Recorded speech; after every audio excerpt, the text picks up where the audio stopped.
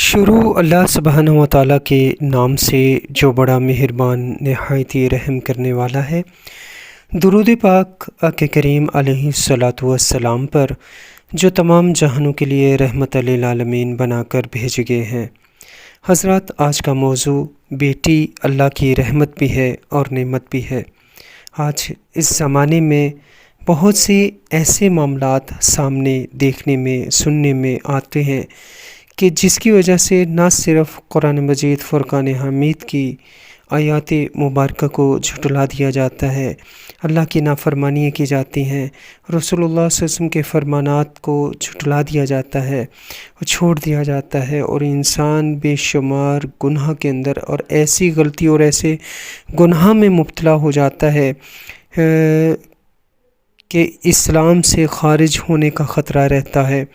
کہ اللہ سبحانہ و تعالیٰ نے جو بیٹی عطا کی ہے اور جس سے اللہ راضی ہو جاتا ہے اسے بیٹیاں عطا کرتا ہے، یہ اللہ تعالیٰ کی خاص رحمت ہوتی ہے۔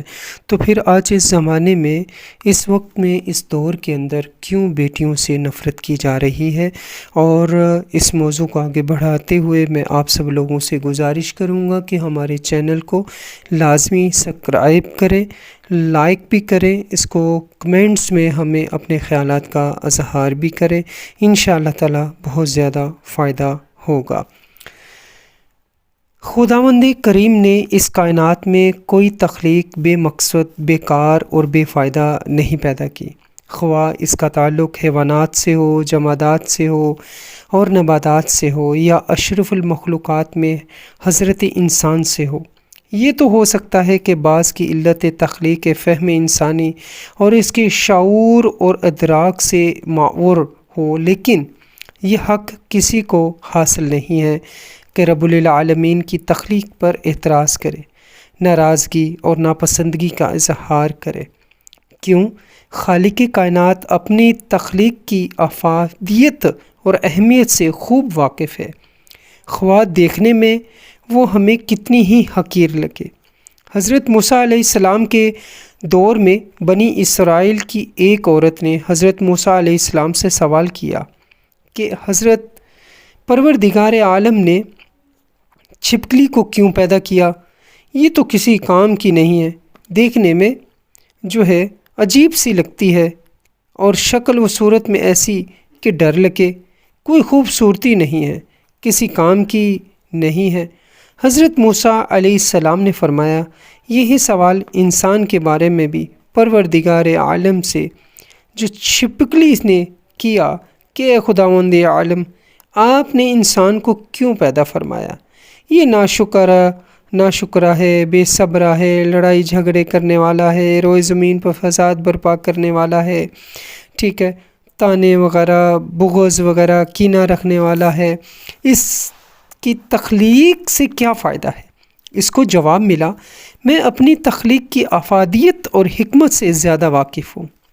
کسی کی پیدائش ہماری خواہش اور مرضی کے مطابق ہو، یہ سوچ اور یہ خیال نادانگی پر ہی نہیں، عقل و فہم سے بھی بعید ہے۔ اس سوچ کا جو مظاہرہ ہے اگر انسان کی طرف سے ہو جس کو اپنی فہم و فراست پر ناز ہے، اپنے علم اور عقل پر گھمنڈ ہے، تو تعجب ہی نہیں، افسوس بھی ہوتا ہے۔ زمانہ جاہلیت سے اگر ہم دیکھیں تو یہ بات چلی آ رہی ہے کہ انسان لڑکے کی جو آنے پر خوشی اور لڑکی کے آنے پر ناخوشی کا اظہار کرتے تھے۔ قرآن مجید فرقان حمید میں اس طرز عمل پر ناراضگی کا اظہار کرتے ہوئے ارشاد فرمایا ہے۔ یہ تذکرہ سورۃ النحل میں آتا ہے اور 58-59 آیات مبارکہ کے درمیان موجود ہے۔ اس کا ترجمۃ المبارک اور اس کی تفصیل سے میں آپ لوگوں کو آگاہ کرنا چاہتا ہوں اور اس کی وضاحت کرنا چاہتا ہوں، جس سے انشاءاللہ تعالی بہت زیادہ فائدہ انشاءاللہ العزیز ہوگا۔ اگر آپ اس پر توجہ فرماتے ہیں، اس آیت کے ترجمے کے مفہوم اور تفصیل و تشریح کے اندر، تو انشاءاللہ فائدہ ہے۔ ترجمۃ المبارک کا مفہوم یہ ہے کہ جب ان میں سے کسی کو اللہ سبحانہ و تعالی لڑکی عطا کرتا ہے اور اس کی خوشخبری سنائی جاتی ہے تو ان لوگوں کا چہرہ جو ہے نا وہ سیاہ ہو جاتا ہے. غصے کی وجہ سے وہ لوگ جو ہے چھپتا پھرتا ہے. کیا اسے ذلت کے ساتھ رکھے گا یا مٹی میں چھپا دے گا؟ ان کے اس سنگی وحشیانہ طرز عمل سے تو دنیا واقف ہے کہ وہ لڑکی کو زندہ دفن کر دیا کرتے تھے اور اس پر فخر بھی کرتے تھے. آج بھی لڑکی کے حوالے سے یہی منفی رویہ پایا جاتا ہے. لڑکی کی پیدائش پر خوشی کا اظہار نظر آتا ہے. لڑکی کی اس دنیا میں آنے پر وہ مفقوف ہوتے ہیں. عالم فاضل اور جاہل سب ہی کم و بیش اس مرض میں مبتلا ہیں. ذرا غور تو فرمائیں کہ لڑکی کی اس دنیا میں عورت کا کیا قصور، جو چیز اس کی قدرت میں بھی نہیں، جس پر اسے اختیار نہیں، بلکہ وہ حقیقت کے اندر حکم خداوندی کریم کی اللہ کی رحمت بن کر ایک مدت تک جو ایک مشقت اور تکلیف برداشت کرتے ہوئے اور ایک وقت گزارتے ہوئے، اور یہاں تک کہ ہم اس کو بترتیب عمل میں دیکھتے ہیں، ہمارا طرز عمل اس کے ساتھ ظالمانہ اور بے رحمانہ ہوتا ہے. اگر ہم اس پر ناراض ہو جائیں تو کیا حقیقت ہے کہ ہم اللہ تعالیٰ کے حکم کو توڑ رہے ہیں؟ بلکہ کئی روز تک بہت سے سوالات جو ہیں وہ اٹھتے ہیں، کہا جاتا ہے، سوالات کیے جاتے ہیں اور چہرے نہیں دیکھے جاتے. بے شمار اس طرح کے معاملات آتے ہیں. ہر شخص کے ساتھ کچھ اس طرح کا انداز گزرتا ہے. نا علمی میں ہوتا ہے، علم کے بعد ہوتا ہے. اور یہ ہم آج اس معاشرے میں دیکھتے ہیں. اور اس معاشرے کے اندر کہیں ساس ہے، کہیں نند ہے، کہیں آپس میں بہنیں ہیں، بد کلامی ہے، بد زبانی ہے سے پیش آنا، یہاں تک کہ اپنے شادیوں کے اندر لڑکی کی دوسری شادی کرنے کے اوپر بھی دھمکیے ہیں. بے شمار یعنی عجیب سی کیفیت کے معاملات اس زمانہ میں پائے جا رہے ہیں جو حقیقت میں زمانہ جاہلیت کے اندر موجود تھے. بلکہ کچھ تو ایسا کر گزرتے ہیں کہ ایک مسلمان ہونے کے ناطے ہمارا یہ طرز عمل اللہ کی نعمت کا نہ شکرانہ پن ہے، اس کی عطا کی اس کی نافرمانی ہے. انسانیت کے ناطے بے قصور کو قصوروار ٹھہرانا ایک ظالمانہ طرز عمل ہے. بیٹی اللہ کی نعمت بھی ہے اور رحمت بھی ہے.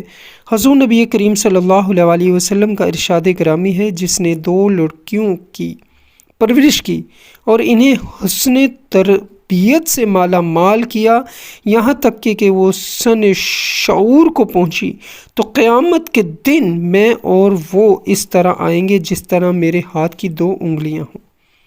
اچھا، یہ صحیح مسلم میں بھی اس کا تذکرہ موجود ہے، اور اس حوالے سے صحابہ کرام کے اندر اس بات کو سمجھانے کے لیے صحیح مسلم میں اس حدیث مبارکہ تذکرہ ہے. کہا جاتا ہے کہ آپ نے ایک شہادت کی اور اس کے ساتھ والی انگلی کو ملا کر دکھایا. حضور علیہ الصلوۃ والسلام نے ارشاد فرمایا، جو شخص لڑکیوں کی پیدائش میں آزمائش میں ڈالا جائے تو پھر ان کے ساتھ اچھا برتاؤ کرے تو یہ لڑکیاں اس کے لیے قیامت کے روز دوزخ سے آڑ ہوں گی. اس کے علاوہ بہت سی حدیث مبارکہ میں لڑکیوں کی پرورش کے حوالے سے، حسن تربیت کے حوالے پر جو ہے تذکرہ آیا ہے اور ان کے فضائل بیان کیے گئے ہیں. اسی لیے کہا گیا ہے کہ بیٹی نعمت بھی ہے اور رحمت بھی. اولاد ہونے کی وجہ سے نعمت اور بخشش کا سبب ہونے کی وجہ سے رحمت ہے. اسلام نے جو عورت کو بڑے مراتب عطا کیے ہیں، جیسے کہ میں بات عورت کا، کیونکہ عورت ایک جو ہے اس کو اللہ تعالیٰ نے جو رتبہ دیا ہے، ماں کا، بہن کا، بیٹی کا، بیوی کا، یہ ایک مقدس رشتے سے سرفرازہ کیا ہے. آج کی پیدائش ہونے والی بیٹی کل ماں کے مقدس رشتے کی حامی ہوگی، اس کی رضا بخشش کا سبب ہے، اس کی دعا کی قبولیت کا ذریعہ ہے، اس کی عزت و احترام جو میں سے دیکھنا، حج کا ثواب اس کی خدمت میں جنت کا راستہ ہے. یہ بیٹی ہی تو ہے جو اس مقدس مرتبے کی حامل بنی۔ سلسلہ نسب میں سب سے اعلیٰ اور وفا سلسلہ سادات کا ہے۔ اس پر غور کیجئے تو بہت واضح طور پر یہ چیزیں سامنے آتی ہیں۔ اس سلسلہ نسب کا تعلق حضور نبی کریم صلی اللہ علیہ وسلم کی صاحبزادی ہیں خاتون جنت حضرت فاطمۃ الزہرا رضی اللہ تعالیٰ عنہ سے بھی ہے۔ یہ شرف ایک بیٹی کو حاصل ہے کہ وہ سلسلہ سادات کے ساتھ جڑی ہوئی ہیں۔ حدیث مبارکہ کی روشنی میں کیا ہمیں یہ بات زیب دیتی ہے کہ ہم بیٹی کی ولادت پر غم اور رنج و ناراضگی اور اللہ کی نعمت کی ناشکری کریں، اور جس کی تخلیق یعنی اس کی آنے پر جس کا کوئی دخل نہ ہو، کوئی قصور نہ ہو، اس کو قصوروار ٹھہرائیں؟ ہمارے یہ طرز عمل جہاں ظالمانہ ہے وہیں نعمت خداوندی پر ناشکرہ پن بھی ہے اور غضب الہی کو دعوت دینے کی مترادف ہے۔ روزمرہ زندگی میں یہ تجربہ ہے کہ بیٹے کے مقابلے میں بیٹی زیادہ وفادار اور محبت کے مظہر اور شریک غم اور دکھ درد میں شامل رہتی ہے۔ تو میں امید کرتا ہوں کہ انشاءاللہ تعالیٰ آج ہمارے چینل کو آپ سبسکرائب بھی کریں گے اور اپنے اس واقعے کے حوالے سے اپنے خیالات کا اظہار بھی کریں گے، اور انشاءاللہ تعالیٰ نیکسٹ دوسرے پارٹ کے اندر ماں کی دعائیں اور اولاد کے حق میں قبولیت کے حوالے سے انشاءاللہ تعالیٰ آپ کو ملے گا۔ میں امید کرتا ہوں کہ آپ مجھے آگے اگلی ویڈیو بنانے کے حوالے سے ضرور آپ مجھے کمنٹس میں بتائیں گے اور زیادہ سے زیادہ لوگوں کو اس سلسلہ حق سچ کے گروپ میں شامل کریں گے۔ اللہ سبحانہ و تعالیٰ سے دعا ہے کہ اللہ تعالیٰ ہمیں عمل کی توفیق عطا فرمائے۔ آمین۔ السلام علیکم ورحمۃ اللہ وبرکاتہ۔